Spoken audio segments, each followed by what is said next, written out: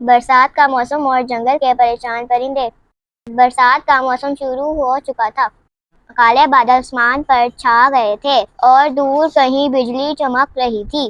بارش کی ٹھنڈی بوندیں جب زمین کو چھوتی تو خوشبو کی ایک لہر پورے جنگل میں پھیل جاتی۔ لیکن اس حسین موسم کے ساتھ جنگل کے پرندوں کے لیے مشکلات بھی آ گئی تھیں۔ جنگل کے بیچوں بیچ ایک قدیم برگد کا درخت تھا جس پر کئی پرندے اپنا گھونسلہ بنا کر رہتے تھے۔ چڑیا، کوئل، طوطا، مینا، بلبل اور مور سب اس درخت کے دوست تھے۔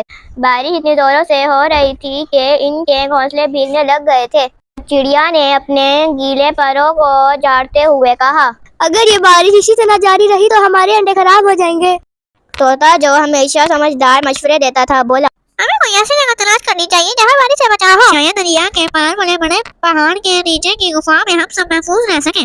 مگر مور نے فوراً اعتراض کیا، لیکن ان گفاؤں تک جانا آسان نہیں، راستے میں تیز بارش اور گہرے کیچڑ ہے۔ اگر ہم نے ہمت ہاری تو ہم سب مشکل میں پڑ جائیں گے۔ سب پرندے خاموش ہو گئے۔ اتنے میں کوئل جو سب سے کمزور سمجھی جاتی تھی بولی، ہم سب مل کر ایک دوسرے کی مدد کریں تو یہ مشکل آسان ہو جائے گی۔ ہم ایک ٹیم کی طرح نکل سکتے ہیں۔ کوئل کی بات نے سب کے دلوں میں ہمت پیدا کی۔ اگلی صبح جب بارش کچھ ہلکی ہوئی تو سب پرندوں نے اپنے پروں سے گھونسلوں کے اوپر بڑے بڑے پتے رکھے تاکہ پانی کم داخل ہو۔ پھر سب ایک ساتھ اڑتے ہوئے گفاؤں کی طرف نکل پڑے۔ راستہ آسان نہیں تھا، تیز ہوا اور بارش کے چھینٹوں نے انہیں کمزور کر دیا، لیکن چڑیا نے سب کو حوصلہ دیا، دیکھو ہم سب ایک ساتھ ہیں، یہی ہماری طاقت ہے۔ آخر کار وہ گفاؤں تک پہنچ گئے، وہاں خشک جگہ مل گئی اور سب نے شکر ادا کیا۔ مور خوشی سے بولا، آج ہم نے سیکھا کہ اتحاد سب سے بڑی طاقت ہے۔ اگر ہم ایک دوسرے کا سہارا بنے تو کوئی مشکل ہمیں نہیں روک سکتی۔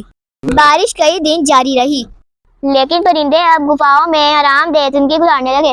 وہ روز شام کو باہر آسمان دیکھتے اور گاتے، مشکل وقت ہمیشہ گزر جاتا ہے لیکن دوست ہمیشہ ساتھ رہتے ہیں۔ ایک کہانی ہمیں یہ سبق دیتی ہے کہ مشکلات کا مقابلہ ہمت اور احتیاط سے کرنا چاہیے۔ اگر ہم سب ایک دوسرے کا سہارا بنیں تو کسی بھی طوفان کا سامنا کر سکتے ہیں۔